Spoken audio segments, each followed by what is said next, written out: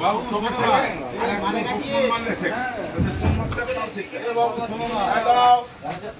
তুমি এত কথা বলতে আমার একটা কথা শোনো, আমি ছোট মানুষ, ছোট যেটা বুঝলাম তুমি বউকে মেরে আর জিতে শেখাচ্ছ। তোমার বাকি আছে, এখানে সিগারেট তার সাথে বিড়ি খাচ্ছে, বলছে না শিখবে না কাঁচা সারাটাই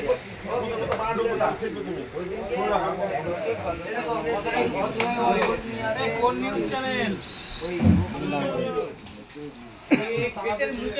এই কানাডা দাম কেমন করে আছে? কানাডা বর্তমানে আছে 720 টাকা, মালের ওজন আছে 250 গ্রাম।